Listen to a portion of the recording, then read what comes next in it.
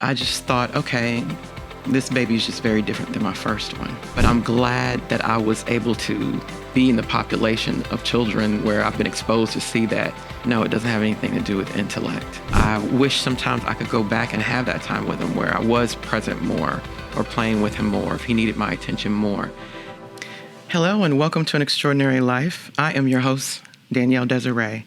And today I am so excited because today I get to tell the story of parenting my son, Jordan. Jordan is my youngest. And we're just going to go back to when I was carrying him briefly.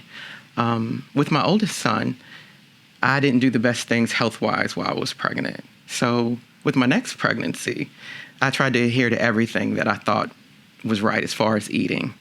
And I just knew that would make everything better than my first pregnancy. And the time came when, after Jordan was born, he was such a colicky baby.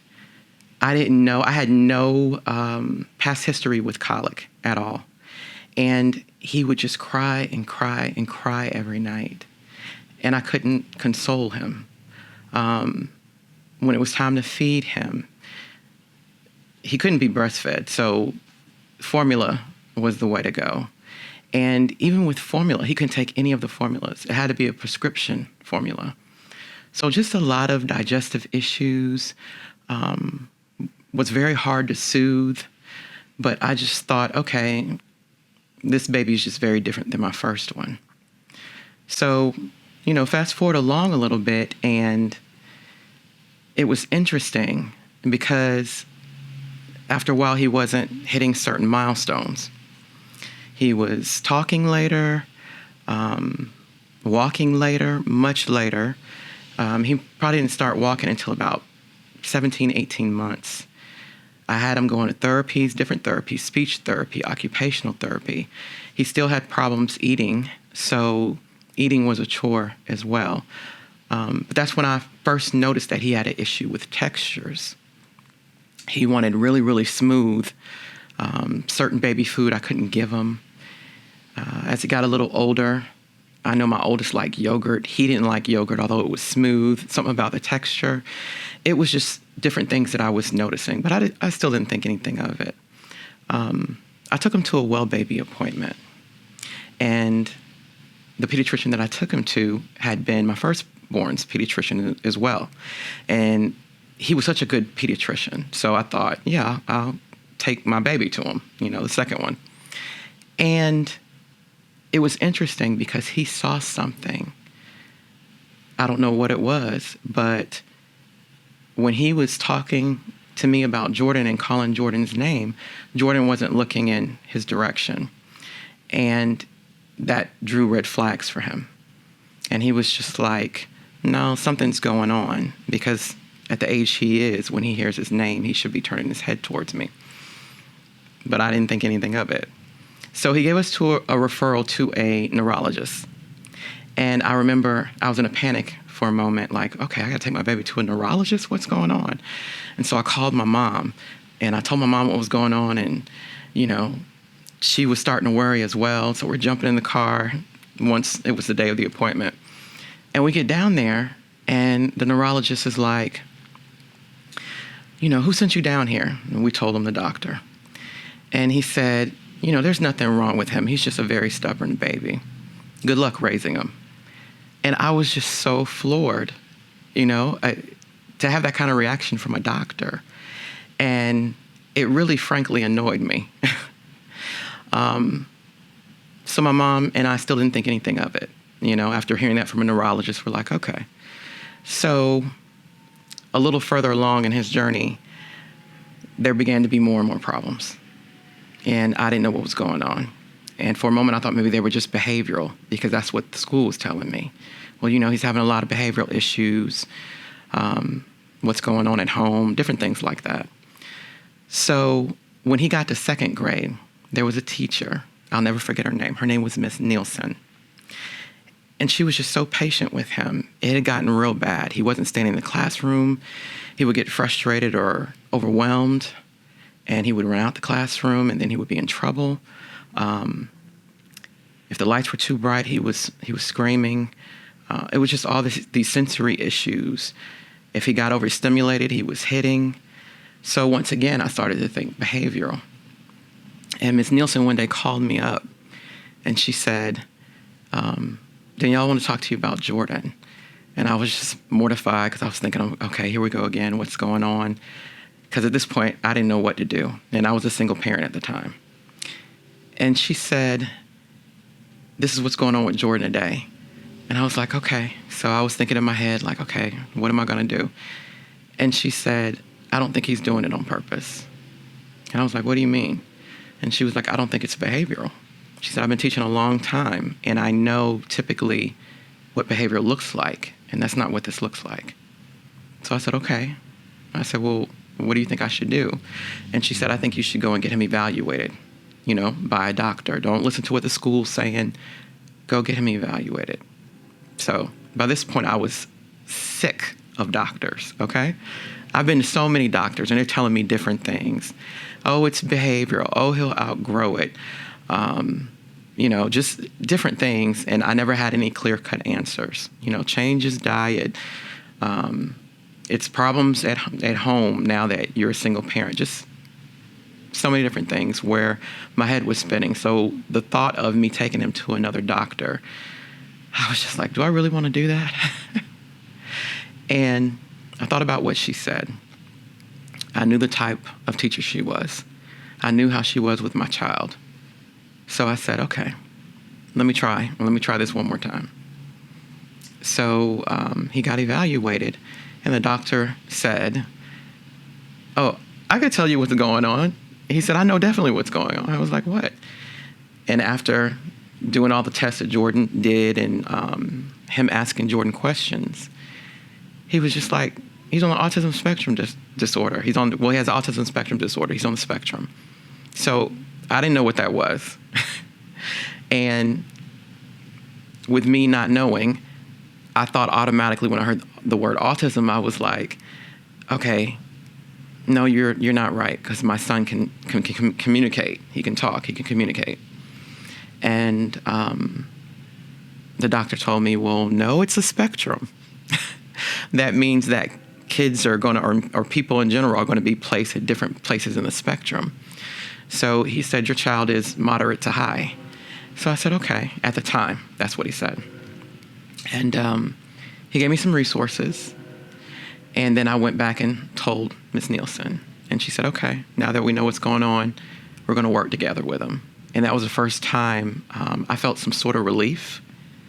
And I had some answers, and it felt good to have that. So as time went on, of course, I couldn't keep Ms. Nielsen every year.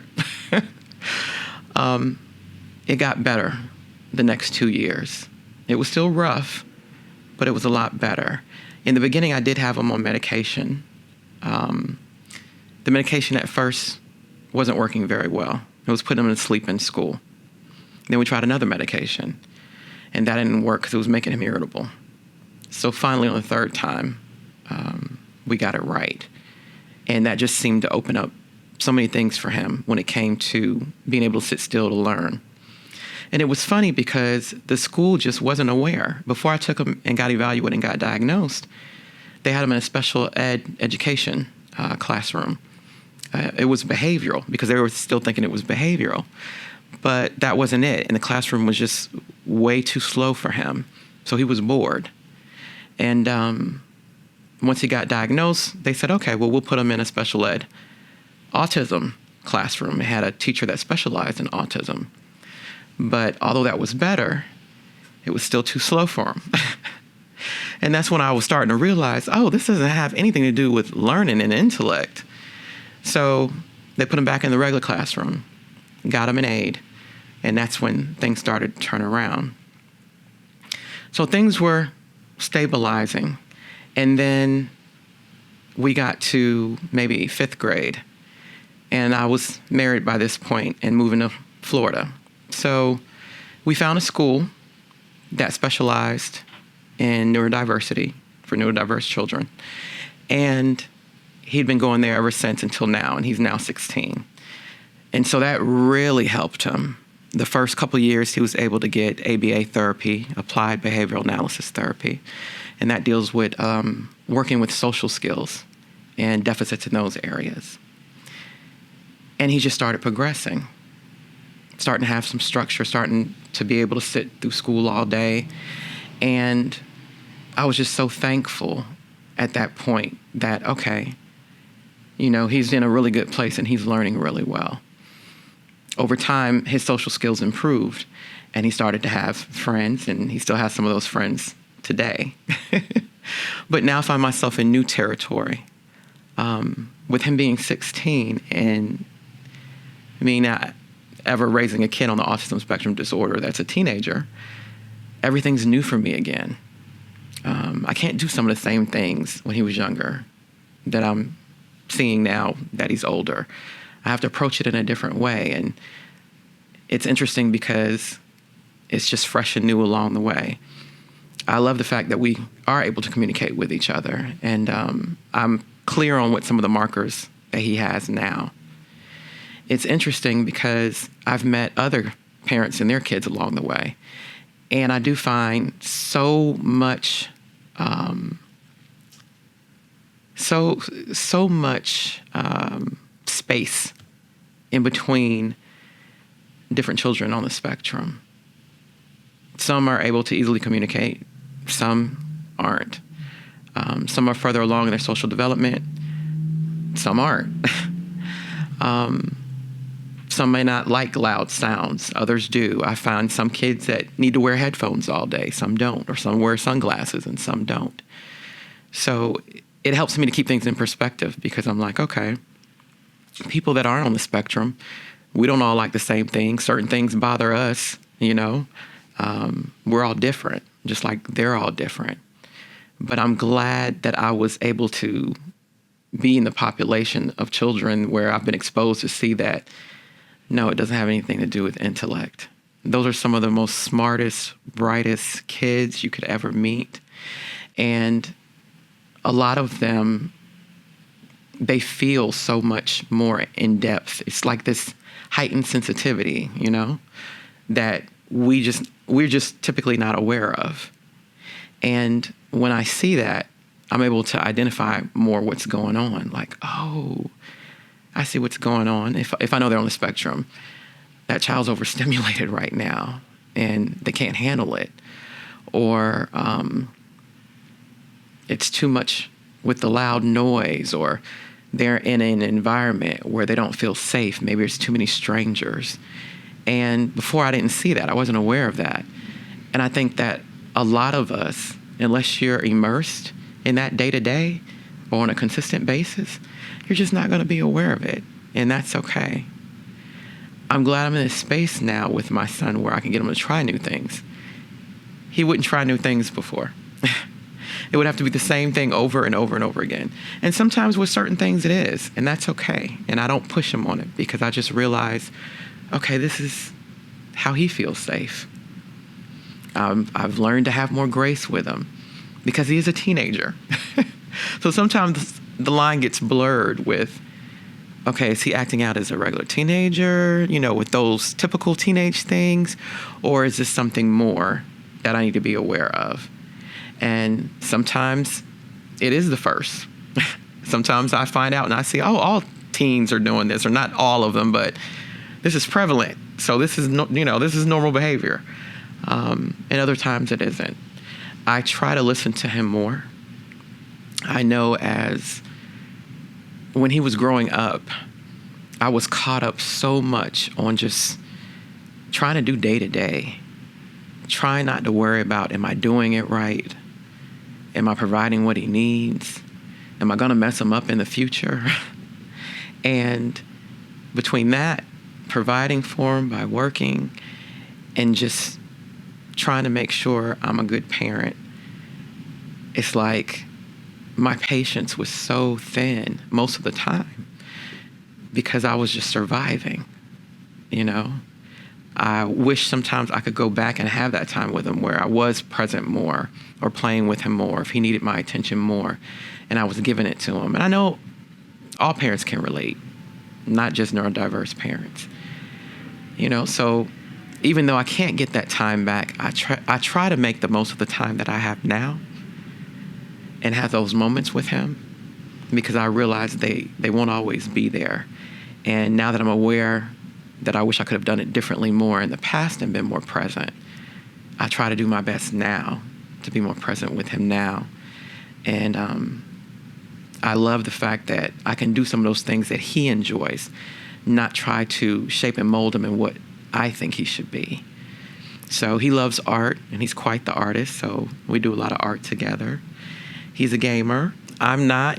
You guys, my whole household is they're gamers. I'm not, but I try to pay attention when he wants my attention with showing me something dealing with gaming, even though I'm not as knowledgeable.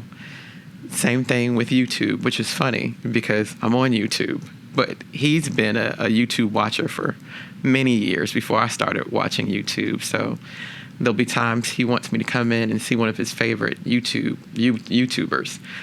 But I'm just at a place where I'm just excited that I can share in these moments with him. And they're important. You know, take the time.